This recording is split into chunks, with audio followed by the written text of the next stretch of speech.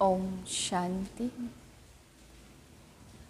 मैं शक्तिशाली आत्मा हूँ। शक्ति के सागर शिव पिता की संतान हूँ। शक्ति स्वरूप का अनुभव कर रही हूँ।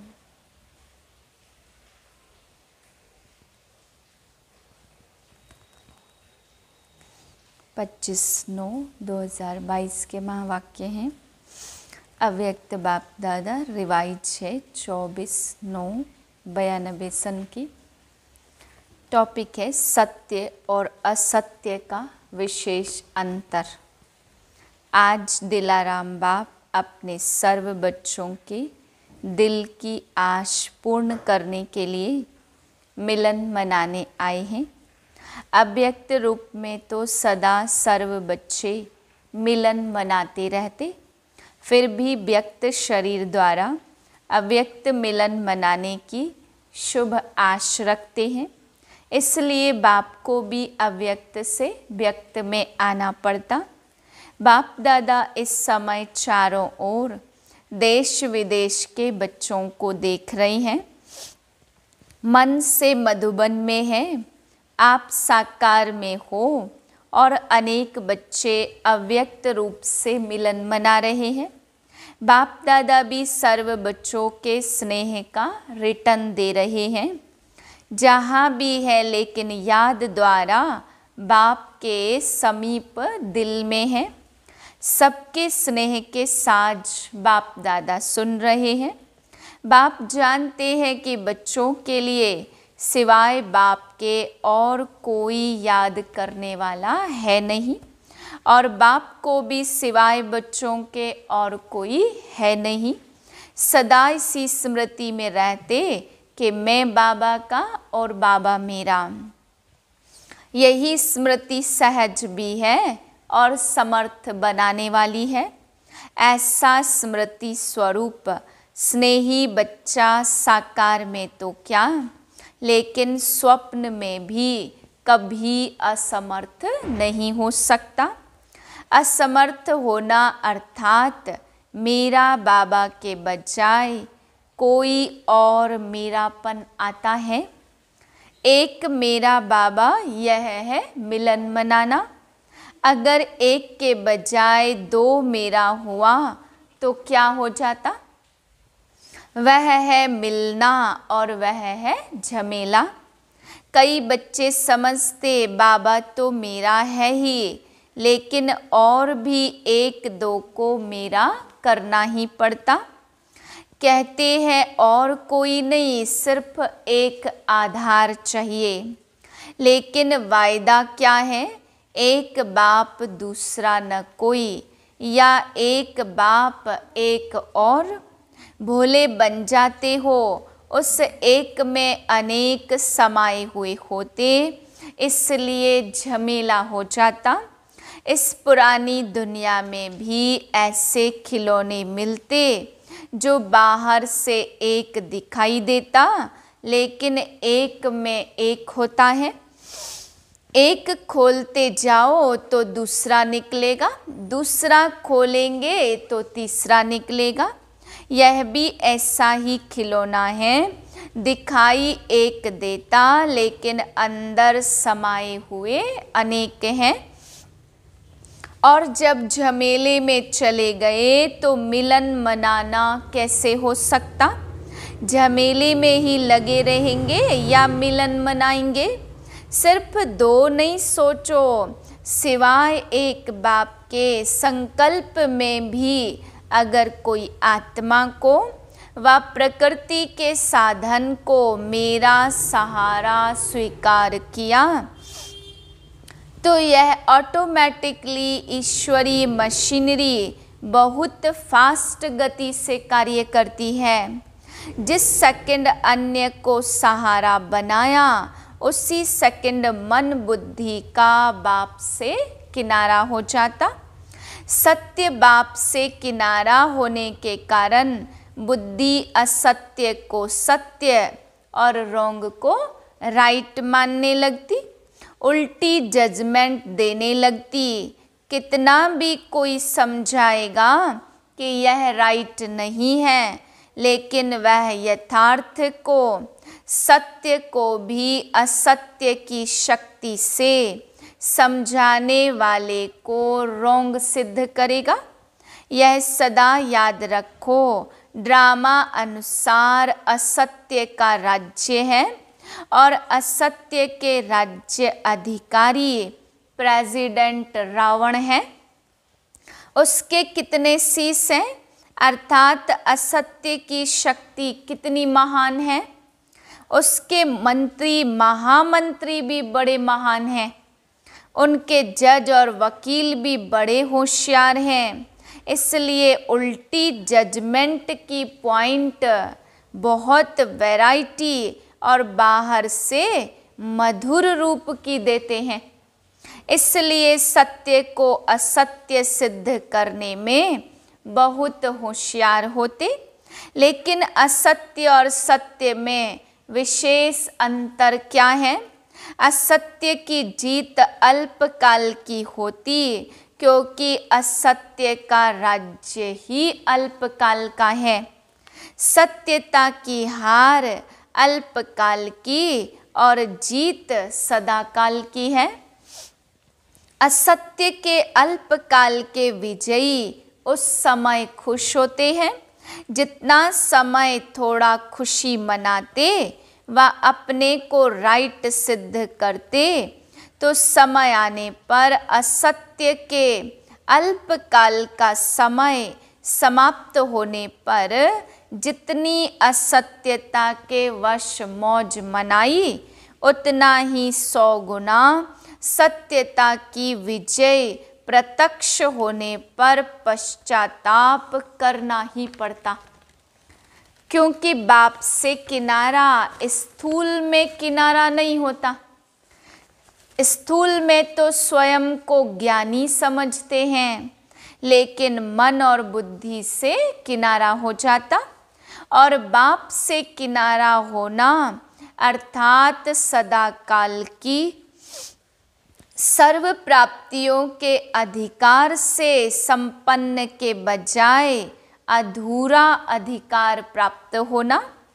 कई बच्चे समझते कि असत्य के बल से असत्य के राज्य में विजय की खुशी व मौज इस समय तो मना ले। भविष्य किसने देखा, कौन देखेगा? हम भी भूल जाएंगे, सब भूल जाएंगे। लेकिन यह असत्य की जजमेंट है। भविष्य वर्तमान की परछाई है। बिना वर्तमान के भविष्य नहीं बनता। असत्य के वशीभूत आत्मा वर्तमान समय भी अल्पकाल के सुख के नाम मान शान के सुखों के झूले में झूल सकती और झूलती भी है, लेकिन अतीन्द्रिय अविनाशी सुख के झूले में नहीं झूल सकती। अल्पकाल के शान मान और नाम की मौज मना सकते, लेकिन सर्व आत्माओं के दिल के स्नेह का, दिल की दुआओं का मान प्राप्त नहीं कर सकते। दिखावा मात्र मान पा सकते हैं, लेकिन दिल से मान नहीं पा सकते। अल्पकाल का शान मिलता, लेकिन बाप से सदा दिल तख्त नशीन का शान अनुभव नहीं कर सकते। असत्य के साथियों द्वारा नाम प्राप्त कर सकते हैं, लेकिन बाप दादा के दिल पर नाम प्राप्त नहीं कर सकते, क्योंकि बाप दादा से किनारा है। भविष्य की बात तो छोड़ो, वह तो अंडरस्टूड है, लेकिन वर्तमान सत्यता और असत्यता की प्राप्ति में कितना अंतर है। एक तो दूसरा मेरा बनाया, अर्थात असत्य का सहारा लिया। कितना झमेला हुआ। कहने में तो कहेंगे और कुछ नहीं, सिर्फ कभी कभी थोड़ा सहारा चाहिए। लेकिन वायदा तोड़ना अर्थात झमेले में पड़ना। क्या ऐसा वायदा किया है कि एक मेरा बाबा और कभी कभी दूसरा भी अलाउ है? यह लिखा था क्या? चाहे अल्पकाल के नाम मान शान का सहारा लो, चाहे व्यक्ति का लो, चाहे वैभव का लो, जब दूसरा न कोई तो फिर दूसरा कहाँ से आया? वह असत्य के राज्य के झमेले में फंसाने की चतुराइयाँ हैं। जैसे बाप कहते हैं ना, मैं जो हूँ जैसा हूँ वैसा मुझे नंबरवार जानते। ऐसे असत्य के राज्य अधिकारी रावण भी जो है जैसा है वैसे सदा नहीं जानते हो। कभी भूल जाते कभी जानते। राज्य अधिकारी है तो यह ताकत कम होगी, चाहे झूठा चाहे सच्चा, लेकिन राज्य तो है ना। इसलिए अपने को चेक करो, दूसरे को नहीं। आजकल दूसरों को चेक करने में सब होशियार हो गए हैं। बाप दादा कहते अपना चेकर बनो और दूसरे का मेकर बनो। लेकिन करते क्या है? दूसरे का चेकर बन जाते और बातें बनाने में मेकर बन जाते। बाप दादा रोज की हर एक बच्चे की कौन सी कहानियाँ सुनते? बहुत बड़ा किताब है कहानियों का। तो अपने को चेक करो, दूसरे को चेक करने लगते हो तो लंबी कथाएं बन जाती हैं, और अपने को चेक करेंगे तो सब कथाएं समाप्त हो एक सत्य जीवन की कथा प्रैक्टिकल में चलेगी। सभी कहते हैं बाबा आपसे बहुत प्यार है, सिर्फ कहते हो व करते भी हो। क्या कहेंगे? कभी कहते हो कभी करते हो। बाप के प्यार का प्रत्यक्ष सबूत बाप ने दे दिया। जो हो जैसे हो मेरे हो। लेकिन अभी बच्चों को सबूत देना है। क्या सबूत देना? बाप कहते जो हो जैसे हो मेरे हो, और आप क्या कहेंगे? जो हो वह सब आप हो। ऐसे नहीं, थोड़ा थोड़ा और भी है। बाप से प्यार है, लेकिन कभी कभी असत्य के राज्य के प्रभाव में आ जाते।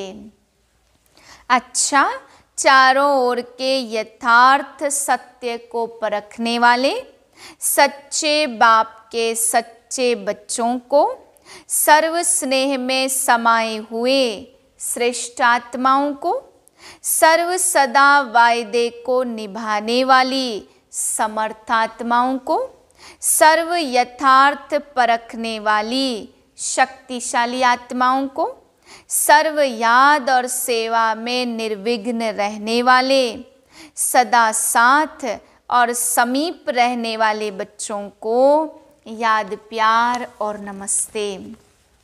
हम रूहानी बच्चों की रूहानी बाप को नमस्ते। मधुबन निवासियों प्रति अव्यक्त बाप दादा के मधुर महावाक्य। मधुबन निवासियों को कितने प्रत्यक्ष फल मिलते हैं? मधुबन की विशेषता क्या है जो और कहाँ नहीं मिलती? श्रेष्ठ कर्म भूमि पर रहने वाले सदा फॉलो फादर करते।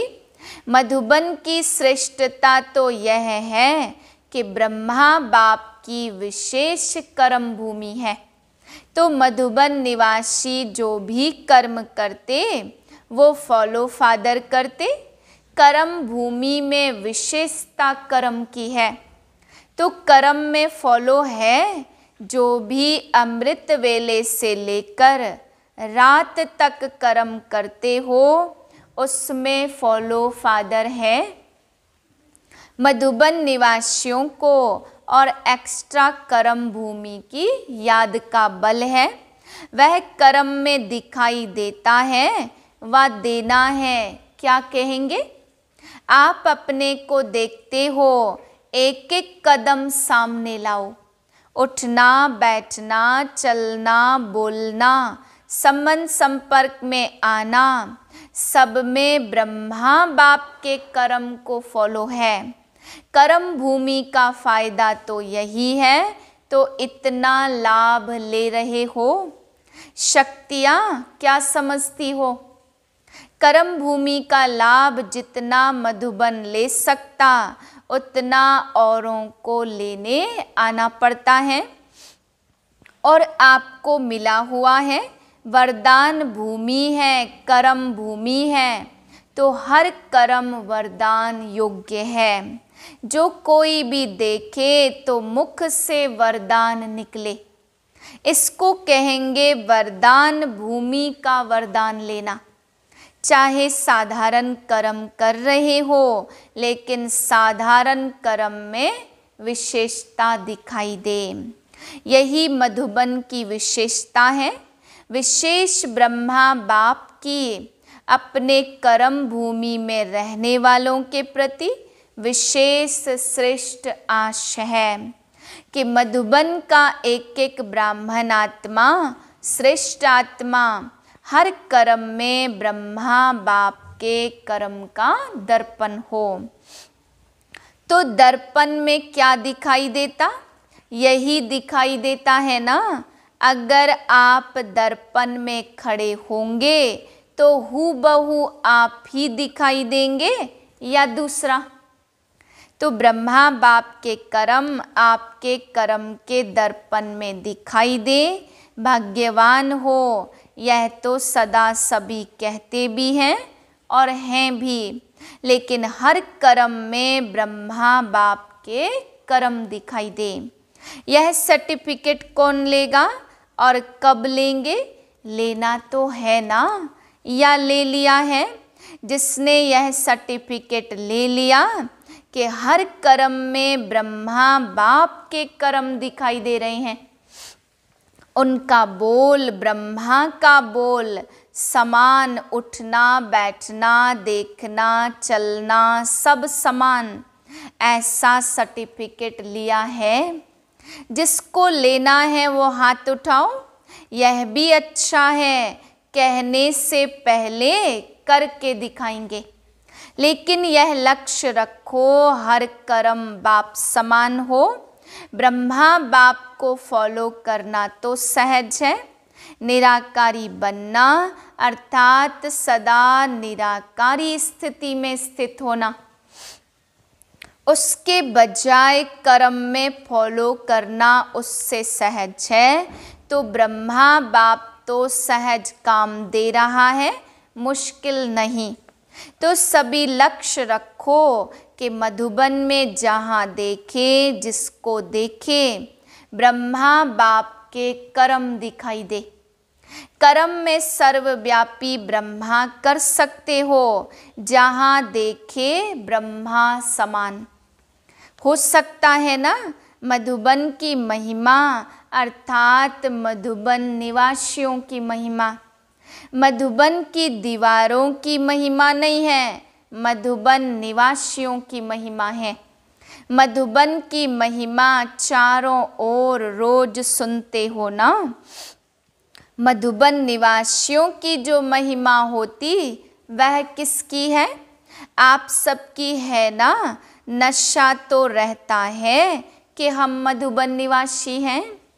जैसे यह नशा, वैसे यह नशा भी प्रत्यक्ष दिखाई दे कि हम ब्रह्मा बाप समान फॉलो फादर करने वाले हैं। अच्छा, सभी संतुष्ट हो? कुछ सैल्वेशन चाहिए? सैल्वेशन की भूमि में बैठे हो, कितने बेफिक्र बैठे हो। शरीर की मेहनत करते हो और तो सब बना बनाया मिलता है। जो शरीर की मेहनत नहीं करते उनको एक्सरसाइज की मेहनत कराते। आप तो लक्की हो ना जो एक्सरसाइज नहीं करना पड़े, हाथ पांव चलते रहते। जितना जो हार्ड वर्क कठिन परिश्रम करता उतना वह सेफ है। माया से भी और शरीर की व्याधियों से भी बुद्धि तो बिजी रहती है ना, और फालतू तो कुछ नहीं चलेगा। तो जो सदा बिजी रहते वे बहुत लक्की हैं। इसलिए अपने को फ्री नहीं करना, चलो बहुत समय कर लिया अब फ्री हो जाएं। बिजी रहना खुश नसीब की निशानी है। खुश नसीब होना अपने को सदा बिजी रखना। अच्छा, अभी बाप दादा को करके दिखाना। समझा ब्रह्मा बाप की विशेषता सूरत में क्या देखी? गंभीरता के चिन्ह भी और मुस्कुराहट भी। गंभीरता और अंतर्मुखता और साथ साथ रमणीकता। अंतर्मुखी की निशानी सदा सागर के तले में खोए हुए गंभीर मूरत। मनन चिंतन करने वाला चेहरा और फिर रमणीक अर्थात मुस्कुराता हुआ चेहरा। तो दोनों ही लक्षण सूरत में देखे ना, ऐसे आपकी सूरत भी ब्रह्मा बाप के कॉपी स्वरूप हो। सूरत और सीरत से ब्रह्मा बाप दिखाई दे, क्योंकि ब्रह्मा बाप का सेवा स्थान कर्म भूमि तो मधुबन है ना। तो इस भूमि के रहने वालों द्वारा वही कर्म सेवा प्रत्यक्ष होनी चाहिए। इसी आशा के दीपक को सदा जगाओ। ब्रह्मा बाप की आप बच्चों प्रति यही आश है। अब ऐसी दीपावली मनाओ, बाप दादा की इस एक आशा का दीपक जगाओ। जब हर एक यह दीपक जगाएगा तो दीपमाला तो हो ही जाएगी। दीपमाला में भी देखो, अगर बीच में एक दो दीपक बुझे हुए हों तो अच्छा लगेगा। अगर बीच बीच में एक दो दीपक भी टिमटिमाता है तो अच्छा नहीं लगता। इसलिए सर्व जगे हुए दीपकों की माला। मधुबन निवासी सब जस्टिस होने चाहिए। सेल्फ जस्टिस, कोई भी बात करने से पहले स्वयं जज करो तो न स्वयं समय जाएगा और न दूसरों का। मधुबन तो पीस पैलेस है, मन की भी पीस, मुख की भी पीस। तब मधुबन पीस पैलेस से पीस की किरणें फैलेंगी। आप पीस पैलेस वालों से सभी पीस की भिक्षा मांगते, क्योंकि वे स्वयं ही स्वयं से तंग हो रहे हैं। विनाशकारियों के पास अभी तक आपके फीस की किरणें नहीं पहुंचती, इसलिए कसमकस में हैं। कभी शांत कभी अशांत, तो उन्हों को शांत करने के लिए पीसलेस से पीस की किरणें जानी चाहिए। तब उन्हों की बुद्धि में एक ही फाइनल फैसला होगा, खत्म करेंगे और शांत हो शांति धाम में चले जाएंगे। तो ऐसे भिखारियों को अब महादानी बन महादान व वरदान देने वाले बनो। बाप दादा तो सदा मधुबन वाले, विश्व को बाप दादा के समीप लाने वाले समीप रतन है, ऐसा कहते। तो अब यह सबूत दिखाओ। जब ब्रह्मा बाप समान सब कॉपियाँ तैयार हो जाएंगी, तब बेहद का बारूद चलेगा, पटाखे छूटेंगे और ताजपोशी होगी। तो अब यह डेट फिक्स करो, जब आप सब ब्रह्मा बाप की बिल्कुल फोटोकॉपी होंगे, तब ही यह डेट आएगी। मधुबन निवासी जो चाहे वह कर सकते हैं। अच्छा, बाप दादा के पास मन के संकल्पों की ही कैमरा नहीं, लेकिन हर एक के मन में क्या चलता वह भी बाप दादा स्पष्ट देख सकते। साइंस वाले तो अभी तक कोशिश कर रहे हैं ऐसी कैमरा निकालें जो अंदर के संकल्प की रेखाएं मालूम हो जाएं। वे बेचारे मेहनत बहुत कर रहे हैं, यह सब इन्वेंशन करते करते रह जाएंगे और आप तैयार हुए साधन कार्य में लाएंगे। अच्छा, वरदान है परखने की शक्ति द्वारा कुसंग व व्यर्थ संग से बचने वाले शक्तिशाली आत्मा भाव। कई बच्चे कुसंग अर्थात बुरे संग से बच जाते, लेकिन व्यर्थ संग से प्रभावित हो जाते, क्योंकि व्यर्थ बातें रमणीक और बाहर से आकर्षित करने वाली होती। इसलिए बाप दादा की शिक्षा है, न व्यर्थ सुनो, न व्यर्थ बोलो, न व्यर्थ करो, न व्यर्थ देखो, न व्यर्थ सोचो।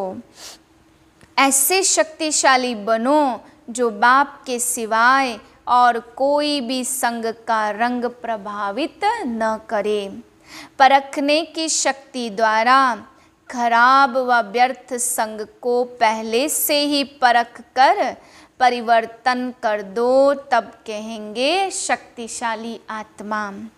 स्लोगन है, सदा हल्केपन का अनुभव करना है तो बालक और मालिकपन का बैलेंस रखो। ओम शांति।